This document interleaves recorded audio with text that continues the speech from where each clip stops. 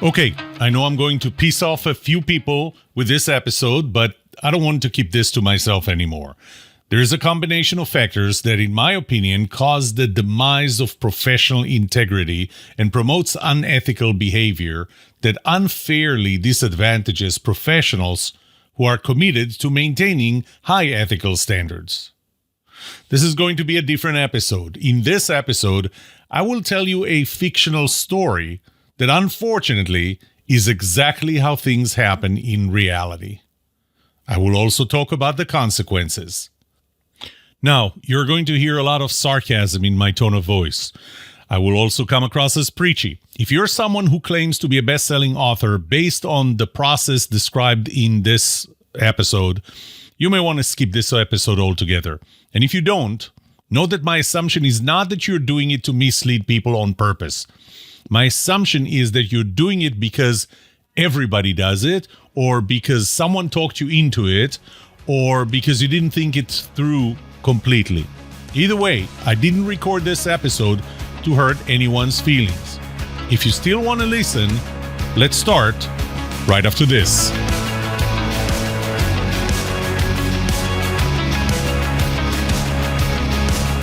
Welcome to The Trust Show. I'm Yoram Solomon, your host, the author of the Book of Trust and facilitator of the Trust Habits Workshop.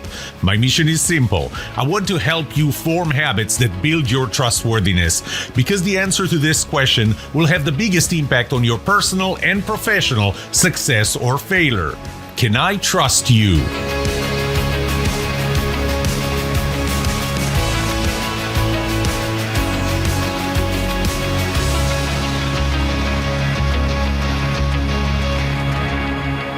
Let's start the story. So first, I'll talk about the characters in our story. So we have 5 characters. The first one is Grace. Grace has been a speaker, a professional speaker for many years. She is a true expert in the field of business ethics. She has completed her doctoral dissertation on the topic, has done a lot of research, published several books.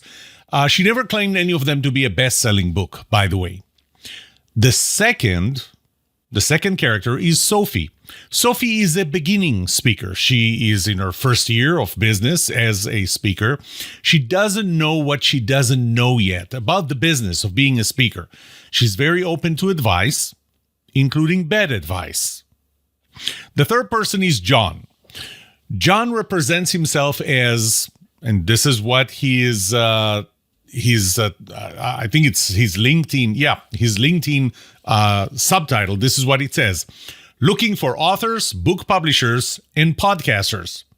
As a consultant who also claims to be a 9-time #1 best-selling author. By the way, I'm reading this directly from an email or actually a LinkedIn message that I received from a person named John. I'm not going to give you his last name. The fourth person is Emily. Emily is the associate event planner for a large association, and she's in charge of finding the keynote speaker for their upcoming annual event in 6 months. This is the first time that they're trusting her with finding a keynote speaker for that very important annual conference. This is the first time she's doing that. Finally, the fifth character here, his name is Richard. Richard is a member of the conference committee. So sometimes the process of hiring a keynote speaker for a conference is you have a committee, but you have someone who's typically on staff and gets a salary. The committee might actually be board members, people who may not be paid, although this can vary. The person, the Emily person here, is the one on staff who's actually doing the work, but the committee needs to approve it. So these are our characters. Let's get ready for Act 1. Act 1. Day 1.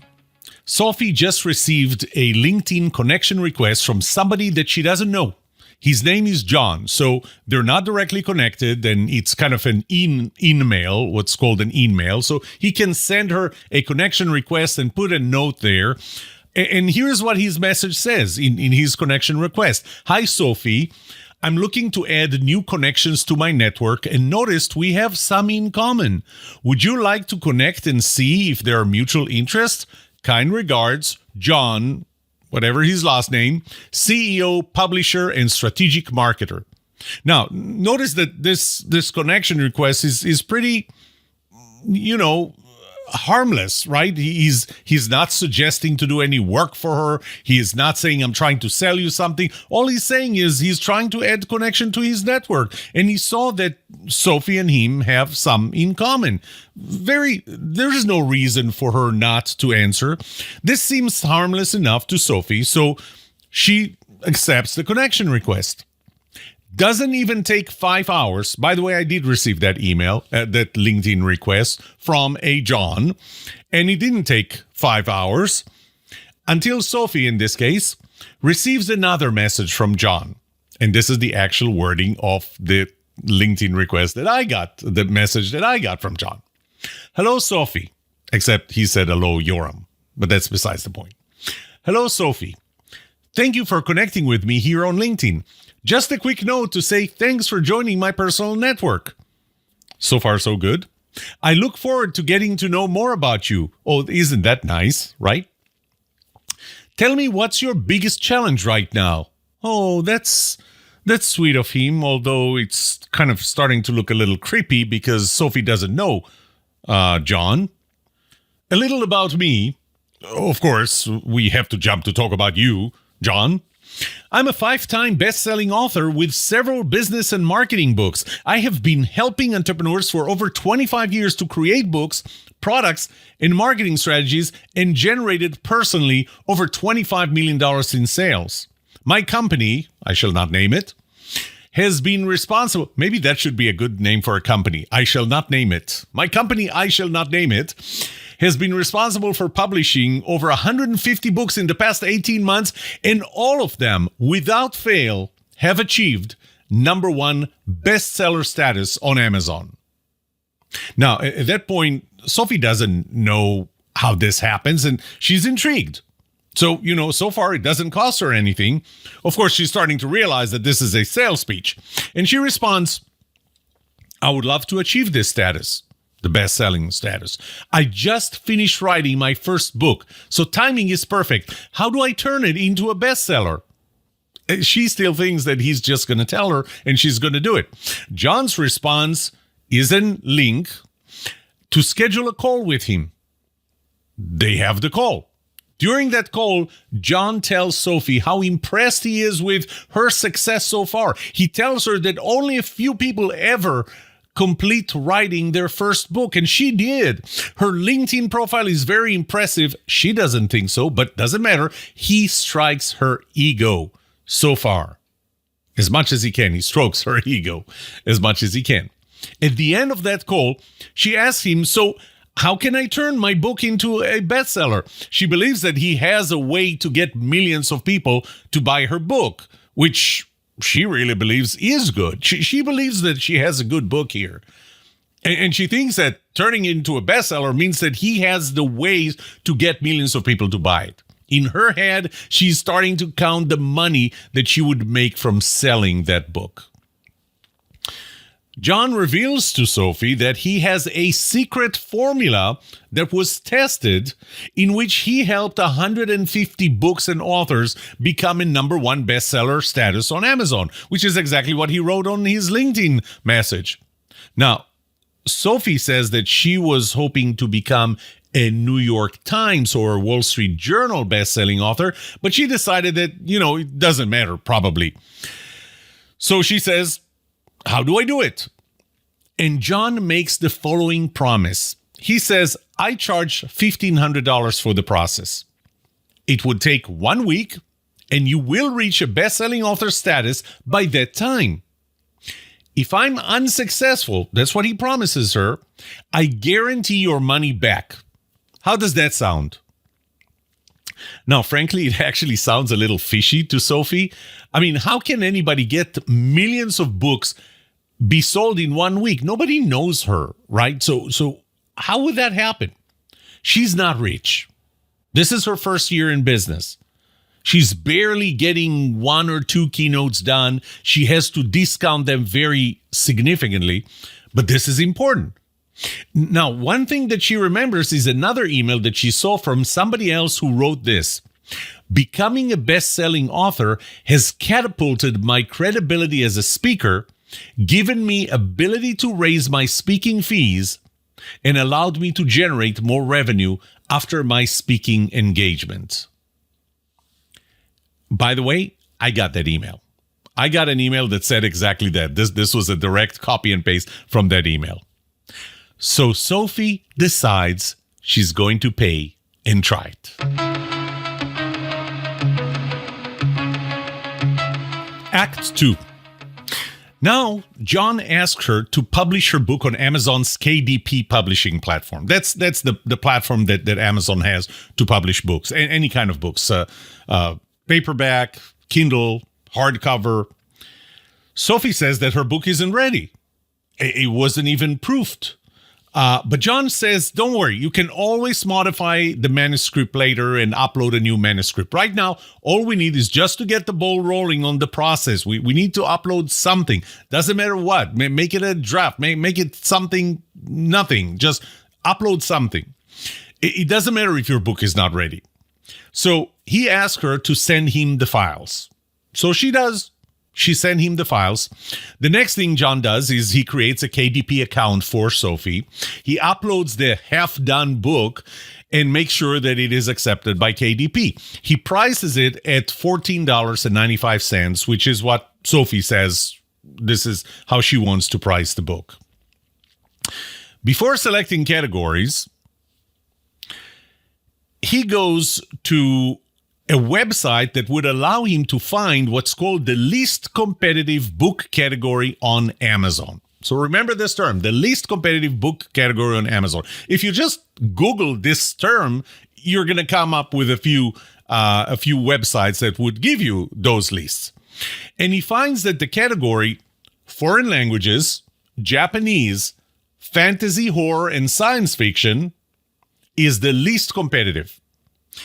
The first book in this category ranks at a total of, so the ranking from the top, if the best-selling book on Amazon, like the one that sells the most, ranks number 1, the book that ranks number 1 in this category is ranked total on Amazon 446,462. He opens another website, then he checks the BSR, that's book sales ratio, I think, to sales calculator, or book sales ranking to sales calculator. So again, if you go and Google BSR to sales calculator, you're going to find a few of those calculators. And since they're using data from Amazon, they're all going to give you exactly the same numbers. He enters that number.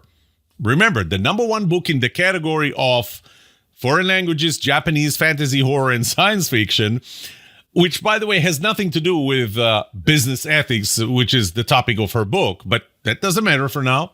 So he checks, and this ranking, a global ranking of 446,462, requires sales of, or equates to a sales of 6 books per month. He thinks that's great. All we need is to sell 7 books in a month to hit a number 1 in this category, not overall for Amazon, in this category. So he selects this category for Sophie's book. Once again, even though Sophie's book is really about business ethics. The number 1 best-selling book in this category right now is actually the Japanese translation of The Little Prince by Antoine de Saint-Exupéry. I think I said it right. So he uploads the book as a Kindle book, an ebook, an electronic book. That was day 1. Day 2, a day later, he gets an email from Amazon that the book was published. No problems, no issues. Frankly, Amazon really doesn't have a lot of checks on what they will publish and what not. I mean, they don't have issue with proofing. They don't have issues with a lot of things.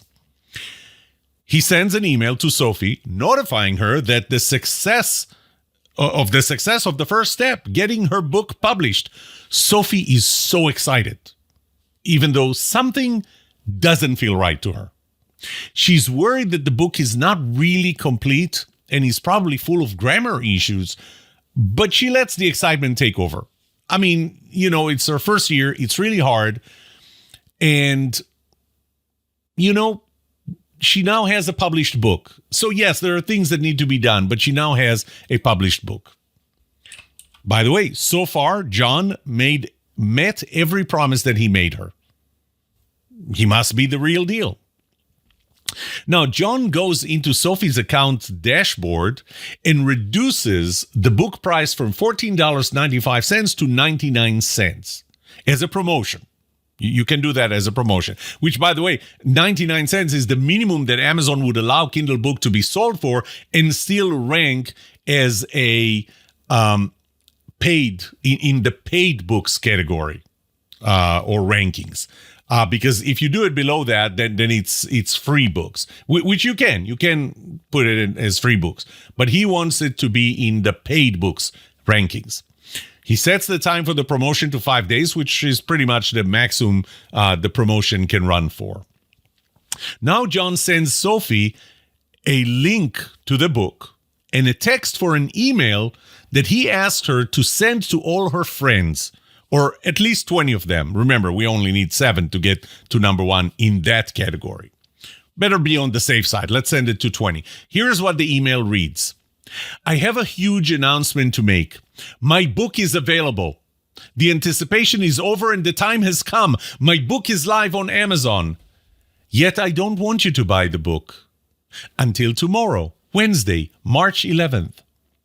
Please keep an eye out for an email from me tomorrow around 9 a.m. Pacific, 12 noon Eastern, so that you can buy the Kindle version of this special price at this special price. Your help is crucial. The success of a book is very often determined by what happens in the first hours and days of that book's release. In order to impact as many people as possible with my message, my publisher and I are aiming for Amazon best-selling status for my book. So I would be honored if you took the time to buy the book tomorrow. Your 99-cent purchase will help the book launch and, in doing so, help more people. Please buy the Kindle version as opposed to another version, as this offers the best bet at becoming an Amazon bestseller. Thank you so much for your support. Just so that you know, that is actually the text of an email that I received from someone. Okay? Sophie, again, is a bit concerned. Something does not feel right, but John came through so far, so she decides to continue. She writes the email using the text that she got from John and sends it to 40 of her friends and associates. Better safe than sorry. Remember, after all, John said that he can guarantee the results or money back only if she does everything that he says. That evening, Sophie gets another email from John. She didn't expect to hear from him this soon. This email asks her to send a second email to the same people, and maybe even more, but this time with the following content. Now, he says don't send it before 12 noon Eastern. He emphasizes that. The second email reads this. The anticipation is over and the time has come. My book is now live on Amazon and I would greatly appreciate your help. The success of a book and its impact is often affected by how it does in the first few days or even first few hours. For this reason, I have reduced the Kindle price to only 99 cents today only. Here's how you can help. Click here, there is a link, to buy the book. This is for the 99-cent Kindle version, which I have priced just for this Kindle launch. Whether you read Kindle versions of books or not, your purchase of the Kindle version will really help me out. And you can read Kindle books on all smartphones, tablets, and even on your computer. P.S. If you have trouble buying the Kindle version through your app, just look it up online at Amazon.com. Please take advantage of this right away. Also, If you know anyone else who would benefit from this book, then share this email and link with them. I would greatly appreciate it. And I'm sure they will too. Please get your copy now. Thank you so much for your help and support. Just so that you know, that is actually the exact text of the second email I received from that person. These are real emails that I received. Now, Sophie has a knot in her stomach, and that knot is tightening. Something is fishy. Something doesn't feel right. But she feels that she's deep enough in the thick of it, so she continues. Day 3. The next morning, she sends the second email, but not before 12 Eastern Time, as John said she should, as she promised. At about 5 p.m., Sophie is getting multiple messages from John through LinkedIn, emails, text messages. Your book is a bestseller, he exclaims in them. Check it out. He provides her a link to the foreign languages, Japanese, fantasy, horror, and science fiction category on Amazon, where Sophie can see that her book ranks as number 1. No words can describe her excitement. I'm a best-selling author, she cries. Tears drop from her eyes. She feels so accomplished. John asks her to take a screenshot of that screen that shows her book as number 1. She does, and so does he. Next, John adds the number 1 best-selling icon to the artwork of the book cover and uploads it again, just the book cover. He sends her an email indicating that she has reached a best-selling author status on Amazon as promised in less than a week. So she kind of lost her opportunity to ask for her money back. I mean, she got what she asked for. She got what he promised. That's what he says. Sophie believes that the fact that her friends bought the book somehow made Amazon recommend this book to millions of people who then bought it. And she's excited, thinking about the amount of royalties she will be making from these sales. By the way, at 99 cents, you don't make royalties, but that's besides the point. John came through for her. At least that's what she thinks to herself. Per his instructions, she adds the words best-selling authors to her LinkedIn profile, to her eSpeakers profile, and on her website, along with a new cover design that now shows the Amazon number 1 bestseller status.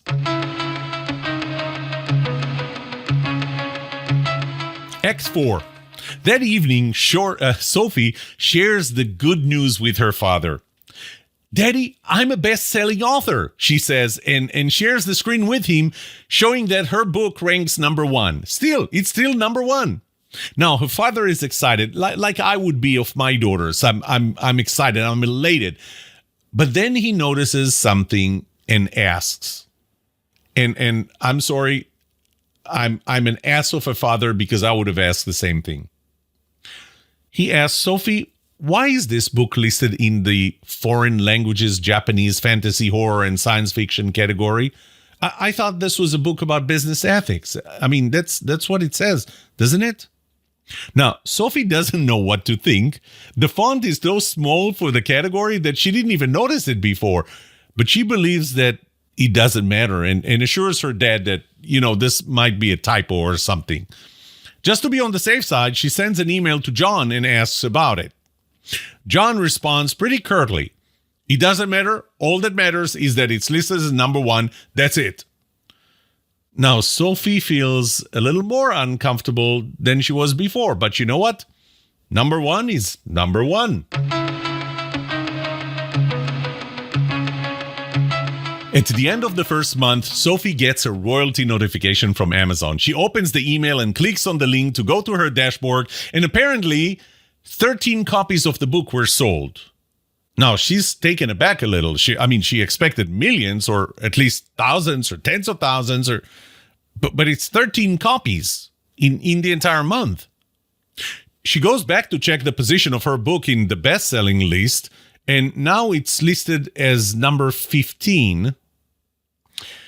A month later, it lists at number 47, and another month later, it's not even in the top 100 list even for that category. At some point after the book was edited, she does upload a new manuscript of the book. She feels a lot more comfortable with the content, the manuscript itself. It's free of grammatical errors as much as possible.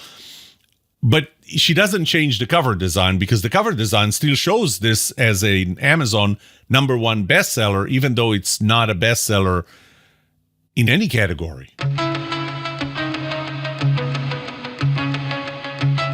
And if you think the story is over and no harm, no foul, get ready as we start Act 6. See, about 3 months later, Emily, remember Emily? She's the associate meeting planner of the XYZ Association. She's given a new task. For the first time, she is trusted with finding a keynote speaker for their upcoming annual conference. The topic of the conference is business ethics, so she starts looking for an expert on the topic who's also a good speaker, because she's looking for a keynote speaker. She finds 2 possible speakers. Grace. Remember Grace? Grace is a published author. Grace has done her research on business ethics. She's been in business for many years. She's really an expert in this topic. And Sophie. Sophie is a new speaker. This is still her first year in business. Now, Emily doesn't know Grace or Sophie, and she's starting to read about both of them. They both seem to know a lot about business ethics, but the website can be misleading. I mean, we're the ones who design our website. We're the ones putting content in there, or into LinkedIn, or into eSpeakers. Then she sees it. While Grace is a published author, Sophie is the best-selling author. That's what it says. Just to be sure, she checks LinkedIn, she checks eSpeakers, she checks the website. All of them say best-selling author. Emily smiles with delight. She now knows that she has found her keynote speaker.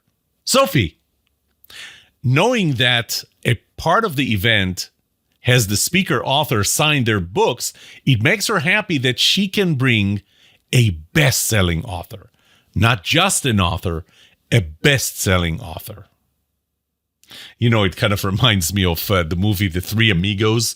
I don't know if you remember when they were talking about El Guapo, and El Guapo is the infamous El Guapo because he was, I don't know, a murderer or whatever, a gang leader. But the way they read infamous El Guapo, they read he's not just famous, he is infamous, which is even better than famous. So Emily is going to bring Sophie because Sophie is a best-selling author.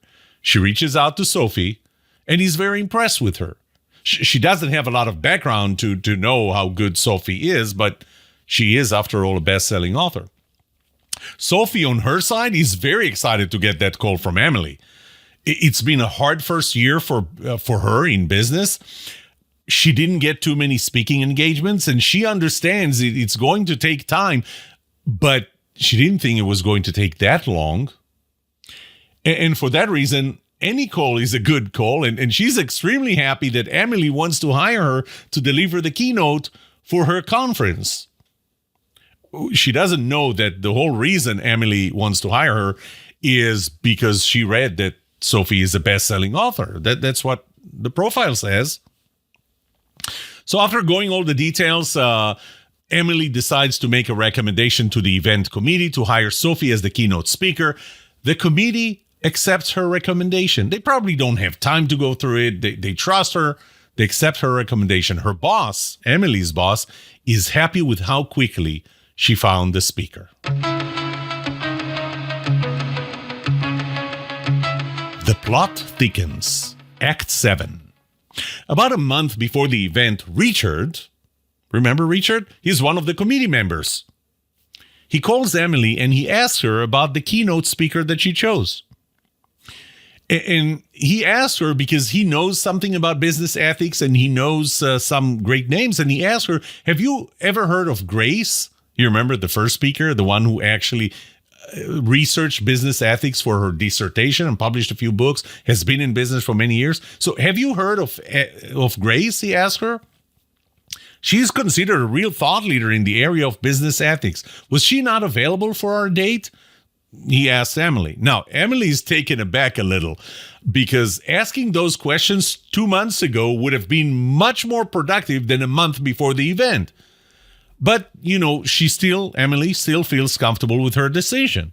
So she replies with confidence, yes, I did consider Grace. But knowing that we have a book signing after the keynote, I like the fact that Sophie is actually a best-selling author.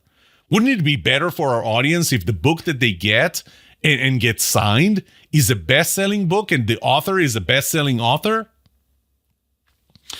So Richard asked her, how do you know that she's a best-selling author and that this is a best-selling book?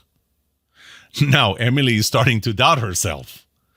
Well, her LinkedIn and e-speakers profiles indicate that. I mean, she knows that looking at the website is not where she wants to look, but it's also on the cover of her book. I mean, the cover of her book says that it's a bestseller, an Amazon #1 bestseller. Emily is starting to get a little apprehensive because she feels that her decision is being challenged. And guess what? It is. Richard persists. Have you checked the sales of her book? Of Sophie's book? He asks Emily. Well, Emily says, I didn't know that you can check these things. Isn't that information confidential? Well, not really, Richard replies to her. He can feel Emily's apprehension, by the way, and so he takes a little gentler approach with Emily, more of a coach than a critic, than a judge. Let's find it together, he says. So Richard first instructs Emily to look up the book on Amazon. So Emily finds it. Now he tells her to scroll down to the product details section of the book listing. Over there, he asks her about the bestsellers rank. By the way, he's doing everything in parallel to her. It shows that the book ranks number 735,128 in the Kindle store from the top, 253 in the foreign languages, Japanese, fantasy, horror, and science fiction category, and 9,196 in the business ethics category. I still don't know what this means, Emily says to Richard. So Richard says, well, let's go to a BSR to sales calculator. He Googles the term. He doesn't remember the link up front, and the link shows up. There is a field that allows him to enter the BSR rank. Again, that's the bestseller ranking number. And he enters the overall Kindle store ranking, which is 735,128 from the top. He clicks on the button Calculate Sales, and the field called Sales per Month shows a number 3. This book sells 3 books per month, he tells Emily. Would you consider it a best-selling book? Needless to say that Emily feels what Emily feels right now. She feels pretty stupid. She has been misled by Sophie. Let me fix it, she says. She reaches out to Sophie to ask about her findings. Actually, Richard's findings. Now, Sophie is embarrassed. She described the process she followed under John's guidance. Now, Sophie did not intend to mislead Emily. She was fooled by someone who feeds on people like her, beginning speakers. He told her this is how everybody becomes a #1 best-selling author. Unfortunately, to some extent, he's right. Emily at this point is furious. Maybe she's not furious at Sophie, but her fury, by the way, changes really quickly into fear because she is afraid she's going to lose her job. She's never going to get a good recommendation letter. She's probably going to trash her name in the industry as being a meeting planner, which is what she wanted to do.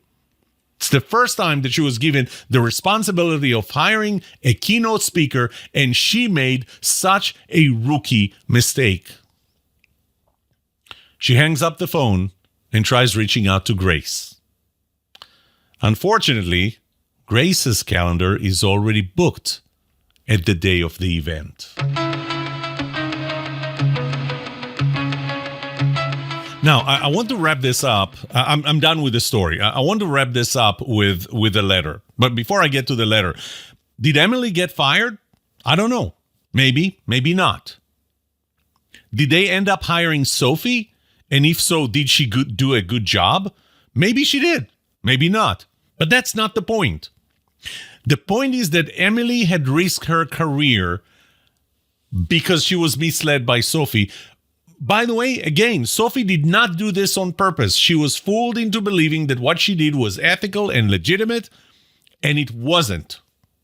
It was a practice taught to her by someone who has done it before and didn't care about crossing ethical lines. And of all things, she is a business ethics speaker, for crying out loud. So how did we get here?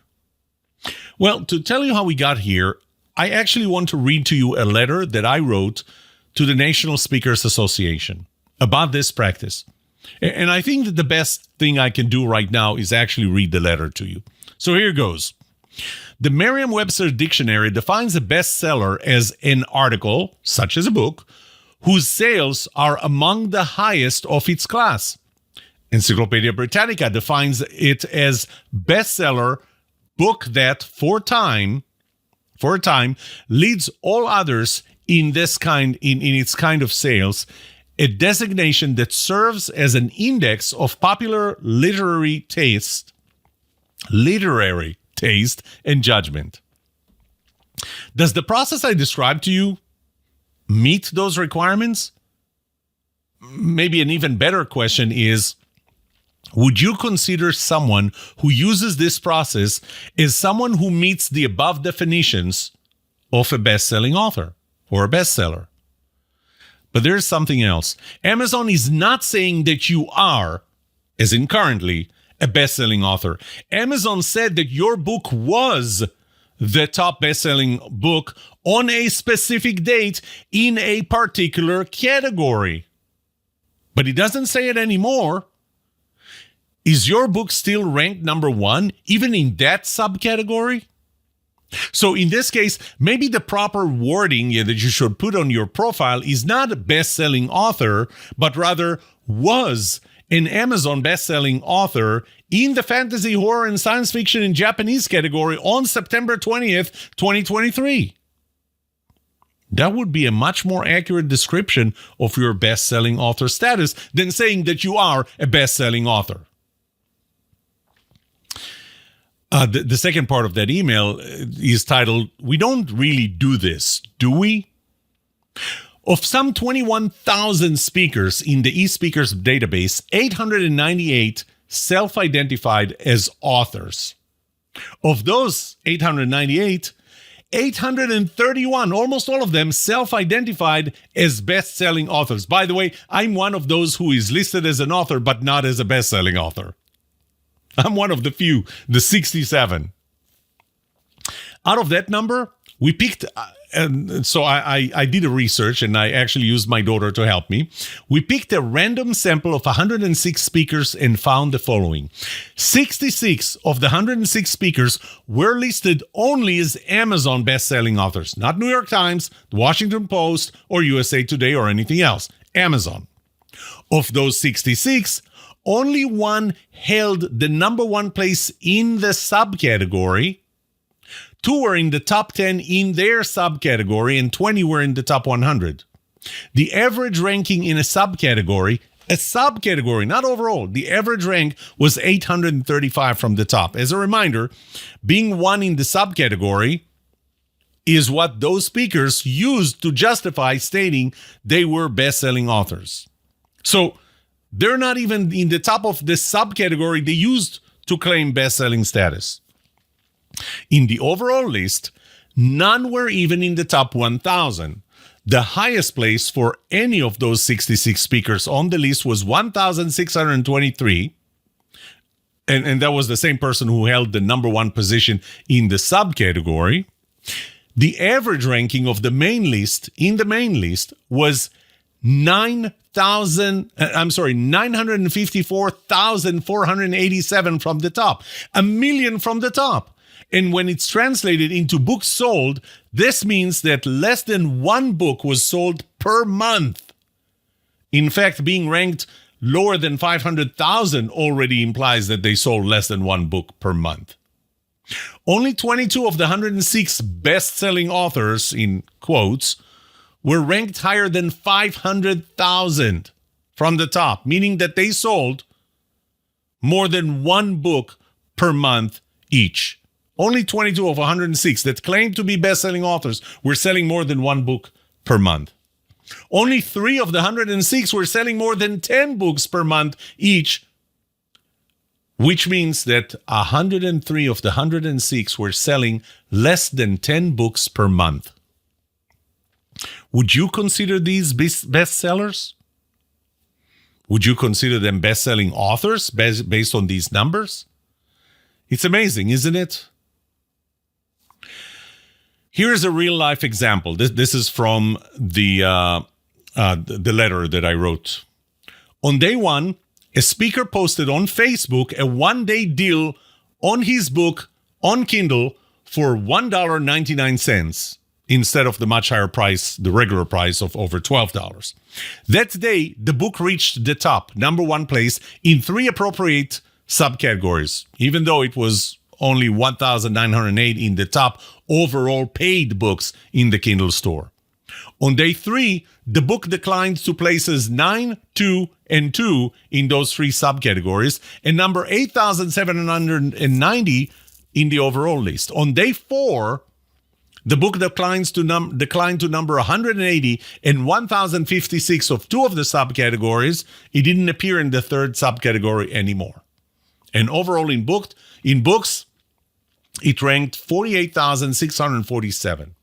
That book, listed in the speaker's e-speaker profile as best-selling, ranked in place 145,748 6 months later. That speaker is still indicating a best-selling author status in their profile today. The next part of this letter that I wrote was why should you not do it? Why you shouldn't do it? Reason number 1. Now, you may think nobody really believes that when I present myself as a best-selling author, I really sell a lot. Well, first of all, if you believe that, then why use the practice at all? If you think that nobody really thinks that you're selling a lot of books, then why do this? But we both know that some people still think that a best-selling author sells many books, or at least more than 10 books one day 3 years ago. And when they find out, well, we just contributed to the demise of an important and prestigious term, a best-selling author. Reason number 2. Why are you doing it? To distinguish yourself and give yourself an advantage over another speaker when being considered for a speaking engagement, like Sophie really did over Grace? Is it fair to the other speaker that the advantage is based on a misleading statement that the other speaker chose not to use because they did not want to mislead? I don't call myself best-selling author. In fact, there was a time where in LinkedIn, I wrote in my tagline, not a best-selling author.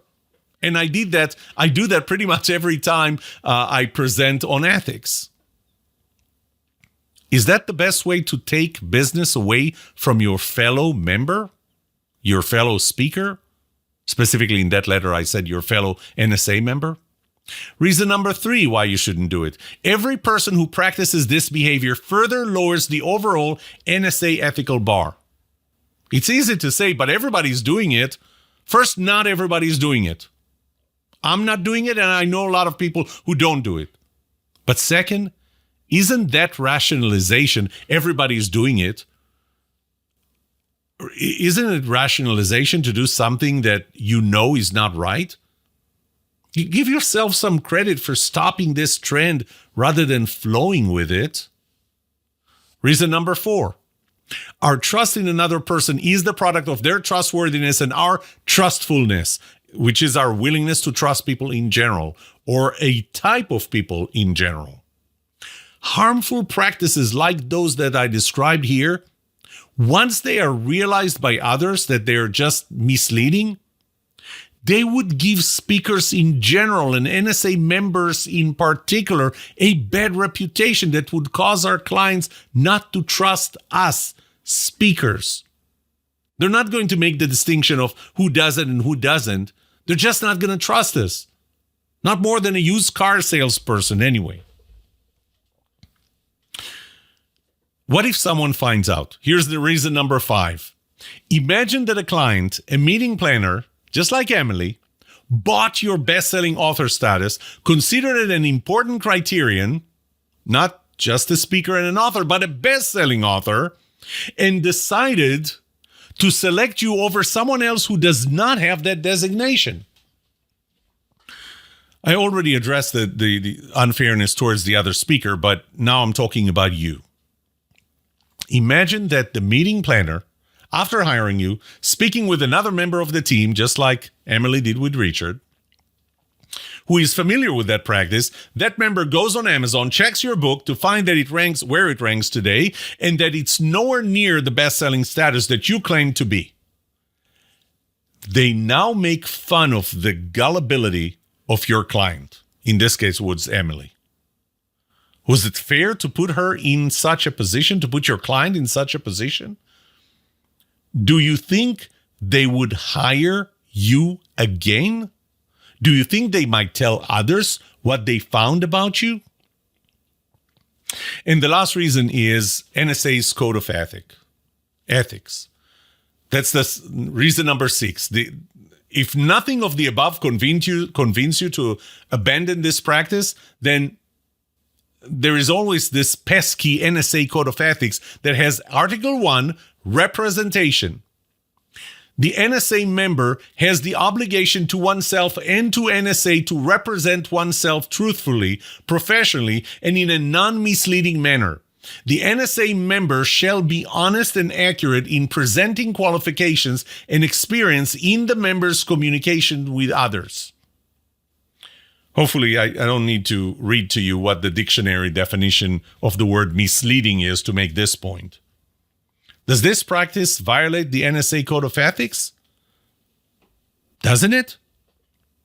Well, there's a problem here. This practice is so pervasive that if NSA decides to go after everyone who practices it, it's going to lose too many members. So, is a violation that is not being enforced, should we, NSA members, police ourselves then? The last part that I have in that letter is what should you do or what to do when you see somebody else doing it?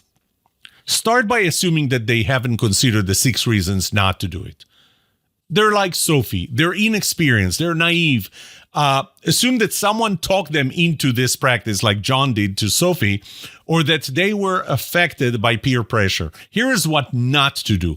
Don't publicly shame them for identifying as best-selling authors. Shaming is one of the most potent emotions. Shame is. Using it publicly has a tremendous effect. However, public shaming might cause resentment and turn a villain into a victim.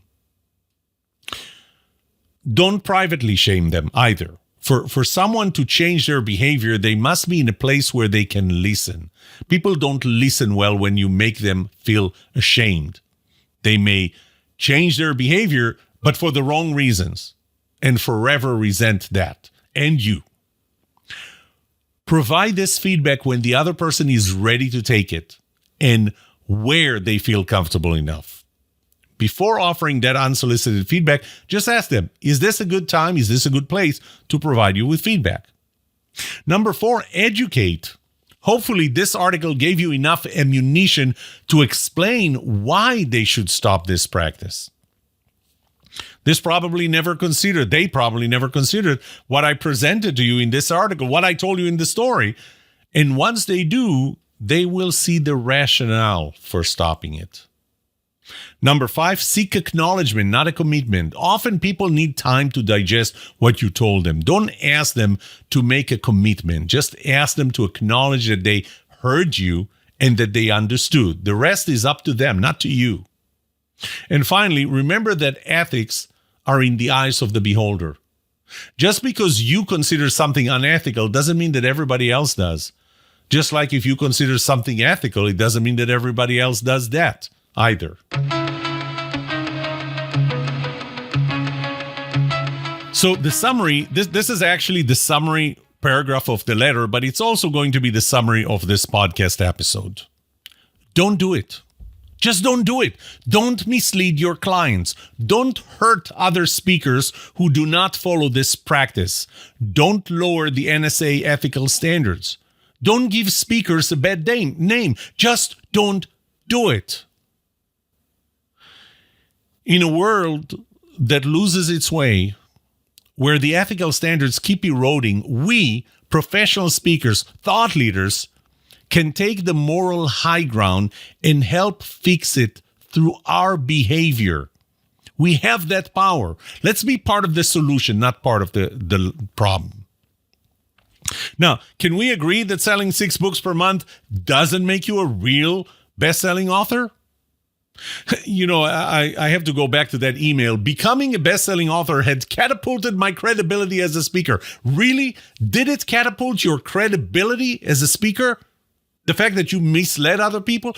It given me the ability to raise my speaking fees based on what? And allowed me to generate more revenue after my speaking engagements. Really? Based on the fact that you misled people to read that you're a best-selling author. Are we misleading people if we claim to be best-selling authors and as a result raise our fees and generate more revenue? Emily may not have been able to find another good speaker on such a short notice and ended up with Sophie, keeping her fingers crossed. Sophie might have been a great speaker despite her little experience. Maybe she deserved that break. Emily may not have lost her job. But the premise for Emily to hire Sophie was misleading, and that's a problem. Now, why does it happen? There is a cycle that starts with the fact that people only read headlines, combined with the fact that people are trusting, maybe too much for their own good. We don't have time to read more than a tagline, and we don't have a reason to suspect what you're saying. If your title says best-selling author, then you're a best-selling author. Why would I challenge it? Why would I spend time to check? Until I do. And when the whole thing blows up, it blows up in my face as the meeting planner, as well as in your face if you get called out for that. And you will get called out for that at some point. So let me ask you, if this blew up in your face and a meeting planner found out and unhired you, was it worth it? If Emily would have lost her job, was it worth it? Shouldn't you promote yourself based on your actual value than on gaming the Amazon algorithm? I guess you can tell I'm passionate about this. I'm not a best-selling author. None of my books is a best-selling book. I never claimed for them to be, even though I can take any one of my books and in 24 hours and for $10 spent by my friends, by the way, get it to be a best-selling in the foreign languages, Japanese, fantasy, horror, and science fiction category. I care about my industry, and I don't want it to be associated with practices like that. It's just not worth it. Trust me. Well, this is it for today. May trust be with you. This was The Trust Show.